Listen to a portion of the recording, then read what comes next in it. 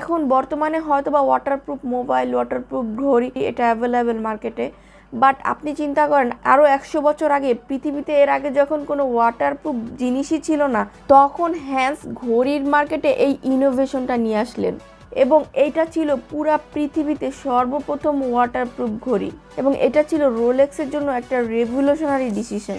এবং এই ঘড়ি বানানোর পরে হ্যান্স একটা রেভলিউশনারি মার্কেটিং করলেন, যেটা মূলত এই রোলেক্সকে আরও লাক্সারিয়াস পর্যায়ে নিয়ে যায়। তার কারণ হলো হ্যান্স মার্সিডিস গ্লাইডস নামের একজন সুইমারকে তার কোম্পানির ব্র্যান্ড অ্যাম্বাসেডর বানিয়ে ফেলেন এবং এই সুইমারকে তিনি রাজি করান ইংলিশ চ্যানেল পাড়ি দেওয়ার জন্য। এই মার্সিডিস কিন্তু এর আগেও একবার ইংলিশ চ্যানেল পাড়ি দিয়েছিলেন, বাট অনেকে এই মার্সিডিস সম্পর্কে বিরূপ প্রতিক্রিয়া ধারণ করেন, কারণ তারা বিশ্বাস করতে চায় না যে মার্সিডিস এর আগেও ইংলিশ চ্যানেল পাড়ি দিতে সক্ষম হয়েছিল। তো হ্যান্স ওই সুযোগটাই কাজে লাগায় এবং হ্যান্স মার্সিডিসকে বলে, তুমি আমাদের ঘড়িটা হাতে দিয়ে ইংলিশ চ্যানেল পাড়ি দিবে এবং পুরা মিডিয়ার সামনে এই কাজটা করবে যাতে মানুষজন এটা বিশ্বাস করে। এবং মার্সিডিস রাজি হয়ে যায়, সে ইংলিশ চ্যানেলও পাড়ি দেওয়া শুরু করে। প্রায় 80% কাভার করার পরে মার্সিডিস যখন একদম এক্সজস্ট হয়ে যায়, তখন মার্সিডিসকে আসলে ওইখান থেকে রেস্কিউ করা হয়।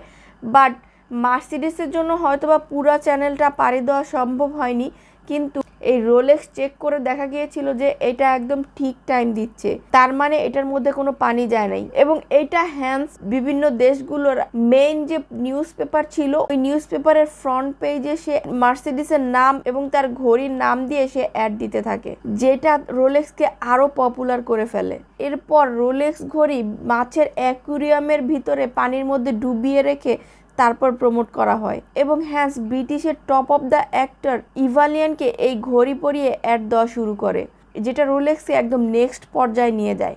এবং হ্যান্স এই ঘড়ির নাম দেন দ্য রোলেক্স ওয়েস্টার। তার মানে হলো ওয়েস্টারের মতো সারা দিন যদি এটা পানির নিচেও থাকে তাও এই ঘড়িতে পানি যাবে না।